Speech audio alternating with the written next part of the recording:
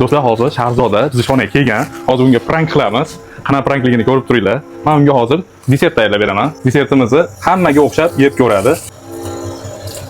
Bu bizning yangi chiqqan menyuyimiz bo'lyapti. Master class qilib beraman. Buni bitta qo'lda ushlab turib yeyish kerak bo'ladi. Men oldindan aytib qo'yay, Shahzoda meni kechiring. Men sizga oldindan aytib qo'ygan edim. Prank qilaman, lekin nimaligini aytmayman deb aytdim. Yana ham ishonchliroq bo'ladi bunda. Hozir perchatka berib, shuni qo'lda ushlab yeyish kerak deymiz. Biza yangi menyuyimiz. Bu? Ha. Yo, yangi menyuyimiz. Yo, seriously bu to'g'rimi? Perchatka taqib, yo ko'p nimalarimiz yeb berdi endi blogerlarimiz. Mana shuni taqib olib, prosta ushlab bitta yeb bersiz. Ta'mini aytib berasiz hammaga. Mayonezda. Nima bu? Shirinlikdan. Bu donat degansiz, cheta degansiz. O'zi yomon ko'raman, lekin yeganman. Ha, bitta yeb bering. Prosta ta'mini ko'rib bering. Prosta ushlab, bitta ushlab yeb ko'rsiz. Yaxshi ko'rgan mevami. Nimaga deb qarang. Seriously bu. Mam qaraylar do'stlar, kutdim shu narsani.